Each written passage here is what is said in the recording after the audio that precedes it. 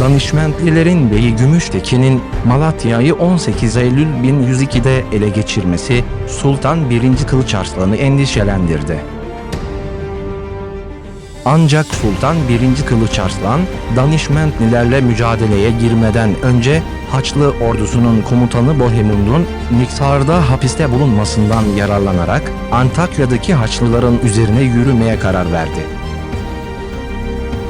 Halep Meliki Rıdvan ile anlaşarak 1103 yılının yaz aylarında harekete geçen Kılıç Arslan, Maraş yakınlarına geldiği sırada Gümüştekin'in para karşılığında Bohemund'u serbest bıraktığını öğrenince seferi yarıda bırakıp Gümüştekin'in üzerine yürüdü.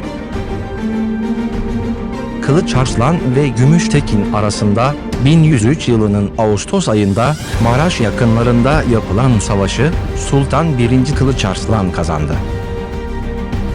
Sivas'a çekilen Gümüştekin ise 1104 yılında vefat etti.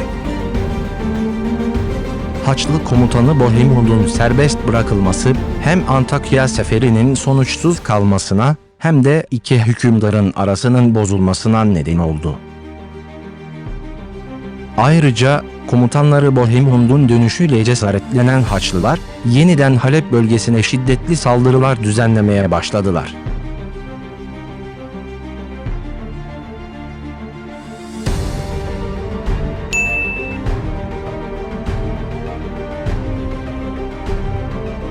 Sultan 1. Kılıç Arslan, Gümüştekin'in ölümünden sonra Malatya şehrini kuşattı. Gümüştekin'in oğlu 2 ayı aşkın bir direnmenin ardından daha fazla direnemeyeceğini anlayarak 2 Eylül 1105 tarihinde Malatya şehrini Kılıç Arslan'a teslim etmek zorunda kaldı. Sultan 1. Kılıç Arslan, Malatya'yı alarak hem rakibi Danişmentlilerin güçlenmesini önledi hem de sınırlarını Güneydoğu Anadolu'ya kadar genişletti. Bizanslılar bu sıralarda Balkanlarda yeniden Normanlarla savaşa tutuştuğu için Anadolu Selçuklu Devleti'nin batı sınırı da güvendeydi. Sultan 1. Kılıç Arslan bu durumu değerlendirmek için Doğu ve Güneydoğu bölgelerine yöneldi.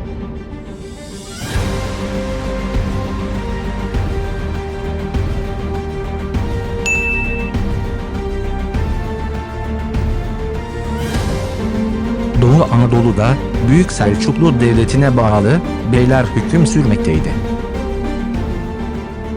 Diyarbakır'da Yinaloğlu İbrahim Bey, Siirt'te Kızıl Arslan Bey, Erzen'de Alptekin Bey, Hani'de Şahruh Bey, Harput'ta Çubukoğlu Muhammed Bey, Ahrat'ta Sökmen Bey ve Silvan'da ise Ziyadettin Mehmet Bey hüküm sürmekteydi. Sultan 1. Kılıç Arslan buraları almak niyetindeydi ve Muhammed Tapar ile Berk Yaruk arasındaki taht mücadeleleri kendisine fırsat vermekteydi. Haçlılar karşısında kazandığı savaşlar ve Malatya şehrini ele geçirmesi Kılıç Arslan'ın bölgedeki itibarını oldukça yükseltmişti. Doğuya gelen Sultan 1. Kılıç Arslan, Büyük Selçuklu Devleti'ne tabi olan beylerle iyi ilişkiler kurup birçoğunu kendisine tabi olması için ikna etmiştir. Sadece Ahlatşah ve Saltuklu beyleri Büyük Selçuklu Devleti'ne bağlı olduklarını söyleyip kendisine tabi olmayacağını bildirmişlerdir. Sultan 1. Kılıç Arslan'ın Doğu bölgelerine yayılma siyasetini başlatmasıyla beraber Büyük Selçuklu Devleti ile Anadolu Selçuklu Devleti arasındaki ailevi rekabet tekrar alevlenmeye başladı. Silvan'da hüküm süren Ziyadettin Mehmet Bey, Kılıç Arslan'ı Silvan'a davet etmiş ve Kılıç Arslan da onu vezir yaparak Elbistan'ı kendisine ikta olarak vermiştir. Ayrıca Kılıç Arslan, daha önce babasına önemli hizmetlerde bulunan ve kendisinin de atabeyi olan Humartaş'ı Silvan'a vali yapmıştır. Daha sonra Sultan 1. Kılıç Arslan, kendisine tabi olan Doğu Anadolu beyleriyle beraber Güneydoğu'ya sefer düzenlemiştir. 1. Kılıç Arslan, 1106 yılında Urfa'yı kuşatmış ancak hastalandığı için kuşatmayı kaldırmak zorunda kalmıştır. Bu olaydan sonra Anadolu Selçuklu Devleti'nin doğuda genişleme siyaseti bir müddet duraklamıştır.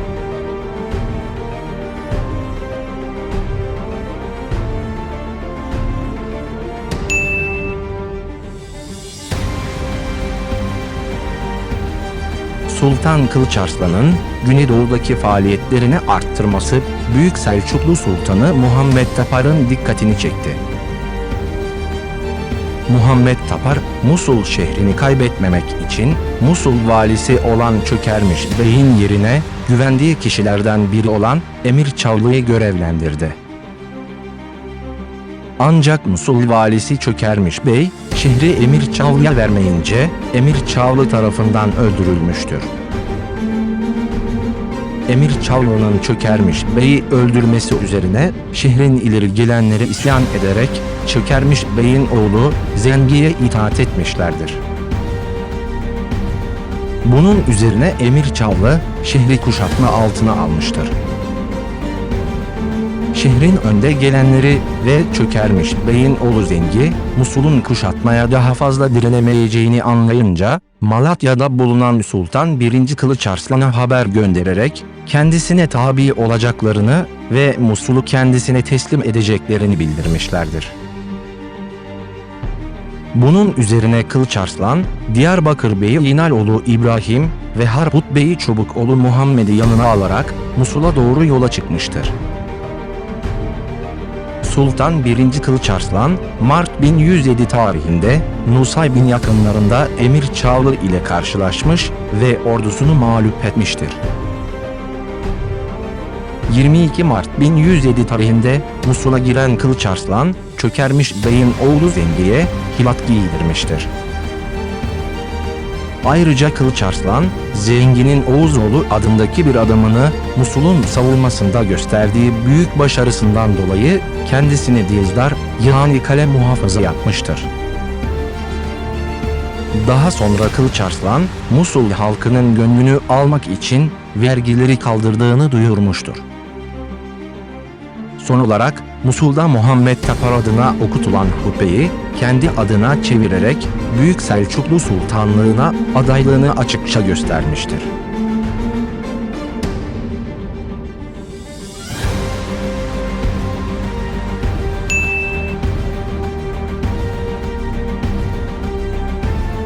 Kılıç Arslan'ın Güneydoğu'daki başarıları Mardin Artuklu Bey İlgazi ile Halep Selçuklu emiri olan Rıdvan'ı rahatsız etmeye başladı ve bu beyler Kılıç Arslan'a karşı Emir Çavlı ile anlaştı.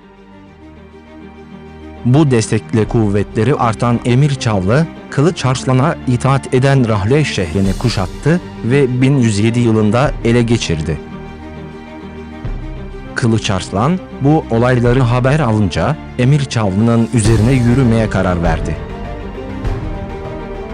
Sultan yola çıkmadan önce 11 yaşındaki oğlu Şahin Şahı Melik olarak tayin etmiş ve yanına da 6000 süvari bırakarak Musul'dan ayrılmıştır. Kılıç Arslan, anlaşma gereği Bizans'a yardım için gönderdiği kuvvetlerine en kısa sürede kendisine katılmaları için haber gönderdi. Düşman kuvvetlerinin sayıca çok olmasına rağmen Anadolu'da dağınık halde bulunan kuvvetlerinin gelmesini beklemeden Emir Çavlı'ya karşı harekete geçti. Sultan 1. Kılıç Arslan, rakibine göre daha az bir kuvvete sahipti.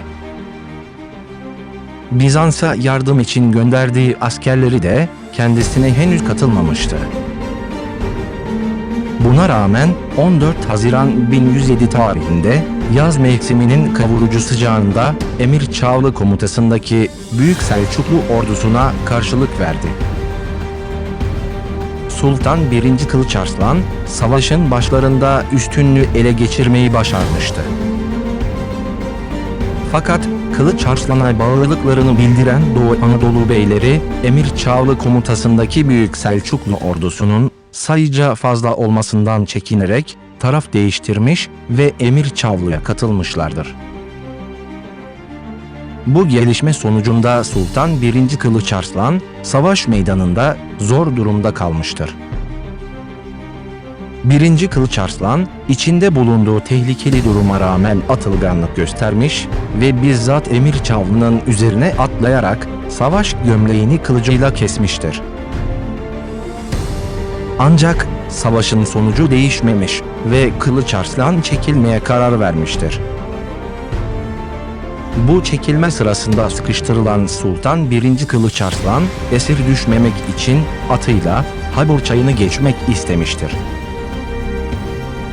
Atını Habur Çayı'na süren Kılıç Arslan, hem kendisinin hem de atındaki zırhların ağırlığı nedeniyle Habur Çayı'nı geçemeyip 14 Haziran 1107 tarihinde boğularak ölmüştür. Birkaç gün sonra kıyıya vuran cesedi, önce yakınlardaki Şemsaniye köyüne, daha sonra oradan da tabuta konarak günümüzde Diyarbakır'ın bir ilçesi olan Silvan'a götürülerek defnedilmiştir.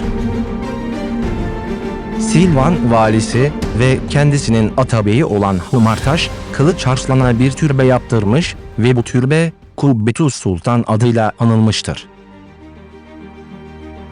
Daha sonra bu türbeye Sultan 1. Kılıç Arslan'ın kızı Saide Hatun da 1130 yılında defnedilmiştir.